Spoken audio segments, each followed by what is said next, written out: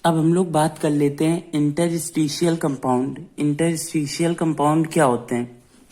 So interstitial compound are formed when small atom like hydrogen, carbon, nitrogen are get trapped inside the crystal lattice of metal. Example Mn4n TiC. अब important point ध्यान रखिएगा, melting point are very high. melting point are very high. जो interstitial compound होते हैं उनका melting point बहुत high होता है, more higher than original element compound. ये पहले कोई कंपाउंड रहा होगा, फिर इंटरस्टिशियल कंपाउंड बना होगा जब नाइट्रोजन इसके अंदर आ गया होगा, ट्रैप्ड हो गया होगा, तो ये जो फॉर्म हुआ है इसका मेल्टिंग पॉइंट इसके ओरिजिनल एलिमेंट कंपाउंड से भी ज्यादा होगा। ये बात आप ध्यान रखिएगा। जो इंटरस्टिशियल कंपाउंड होते हैं वो हार्ड इन नेचर होते हैं। और तीसरा पॉइंट, दे कंडक्ट इलेक्ट्रिसिटी, वो इलेक्ट्रिसिटी भी कंडक्ट करते हैं। तो ये कुछ पॉइंट हैं, आप इनके बारे में ध्यान रखिएगा। इंटरस्टिशियल कंपाउंड, ये 2 मार्क्स या 3 मार्क्स का क्वेश्चन आराम से आ जाएगा, बस आपको इतना लिख के आ जाना है। तो अब स्टार्ट करते हैं एलॉय फॉर्मेशन। एलॉय फॉर्मेशन क्या होता है और कैसे एलॉय फॉर्मेशन होता है? Alloy are homogeneous solid in which atoms of one metal are randomly distributed among other metal.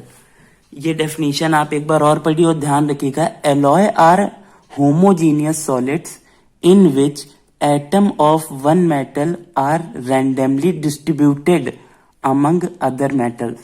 अब कुछ एग्जाम्पल देख लेते हैं। जैसे कार्बन और आयरन का जो एलॉय होता है वो स्टील होता है। कॉपर और स्कैंडियम का जो कॉपर और टिन का जो वो होता है एलॉय, वो होता है ब्रॉन्ज। और कॉपर और जिंक का जो एलॉय होता है वो होता है ब्रास। जिसमें से ये तीनों किसी बोर्ड एग्जाम में पूछे गए हैं, सीबीएसई बोर्ड में किसी न किसी ईयर ये पूछे ही गए हैं। 1 मार्क्स एग्जाम्पल है, आप इनको ध्यान रखिएगा। तो ये अभी तक जितना हमने पढ़ा इंटरस्टिशियल कंपाउंड, एलॉय फॉर्मेशन, ये सब फिजिकल प्रॉपर्टीज थी जो हम लोग कवर कर चुके हैं। सो अब स्टार्ट करते हैं आगे सम इम्पोर्टेंट कंपाउंड। अब यहाँ से केमिकल रिएक्शंस भी चालू हो रही हैं, तो आप इसको ध्यान से देखिएगा। तो सम इम्पोर्टेंट कंपाउंड, पहला है K2Cr2O7, पोटेशियम डाइक्रोमेट इसको बोलते हैं। अब हम लोग इसकी प्रिपरेशन देख लेते हैं।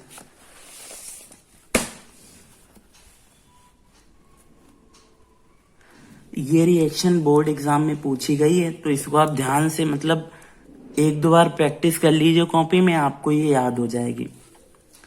सो स्टार्ट करते हैं। ये बैलेंसिंग आप बाद में कर लीजिएगा, मैं ऐसे बता रहा हूँ। पहले क्रोमाइट ओर है, ये FeCr2O4, ये क्रोमाइट ओर है, और जिसको सोडियम बाइकार्बोनेट के साथ आप ऑक्सीजन की प्रेजेंस में रिएक्ट कराएंगे तो आपको सोडियम क्रोमेट मिलेगा येलो कलर का। ये रिएक्शन आप ध्यान रखिएगा, सोडियम क्रोमेट मिलेगा येलो कलर का। वो मैं प्रिपरेशन बता रहा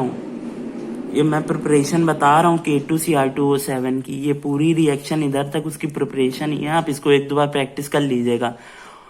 तो हमें मिलेगा सोडियम क्रोमेट जो कि येलो कलर का होगा, इसका कलर भी याद कर लीजिए। और हमें मिलेगा Fe2O3 प्लस CO2। अब जब दूसरी बार Na2Cr O4 को हम लोग रिएक्ट कराएंगे या एसिडिफाई करेंगे हाइड्रोजन की प्रेजेंस में, तो हमें मिलेगा Na2Cr2O7 प्लस 2Na+, ये मिलेगा, जिसमें से हम इसको बोलते हैं सोडियम डाइक्रोमेट।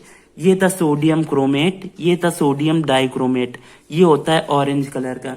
यह एग्जाम में पूछ दे कि how you can form sodium chromate, तो आप ये रिएक्शन लिख देना और ये सोडियम क्रोमेट होगा, इसका कलर येलो होगा। अगर आपसे पूछे कि आप सोडियम क्रोमेट से सोडियम डाइक्रोमेट कैसे बनाएंगे, तो सिंपल है, उसका H+ की प्रेजेंस में एसिडिफिकेशन करा देना, आपको सोडियम डाइक्रोमेट मिल जाएगा, कलर लिख देना ऑरेंज कलर का।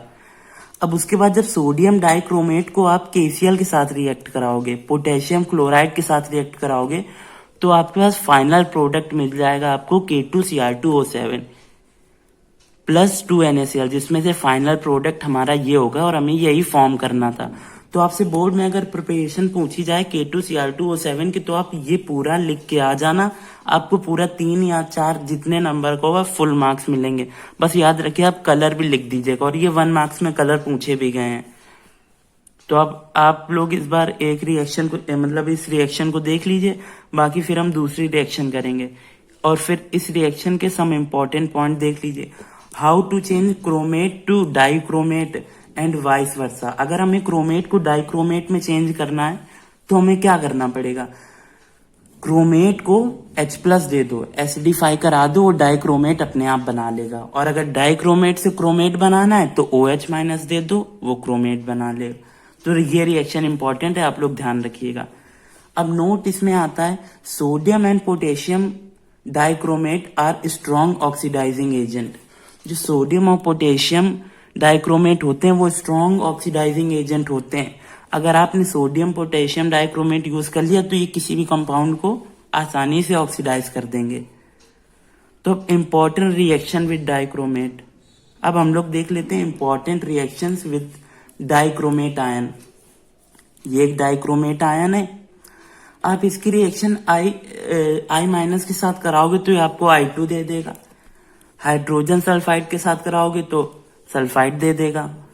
SN2+ के साथ कराओगे तो SN4+ दे देगा। और ये रिएक्शन बोर्ड में पूछी भी गई है कि अगर हमें SN2+ से SN4+ बनाना है तो हम किसके साथ इसकी रिएक्शन कराएंगे, तो आंसर है डाइक्रोमेट आयन के साथ इसकी रिएक्शन करा दो, ये हमें मिल जाएगा। अब अगर हम डाइक्रोमेट आयन की रिएक्शन Fe2+ से कराएंगे तो वो Fe3+ दे देगा। इसमें लास्ट की इंपॉर्टेंट है, आप ध्यान रखिएगा। अगर हम डाइक्रोमेट की आयन की रिएक्शन Fe2+ से कराएंगे तो वो हमें Fe3+ दे देगा। ओके।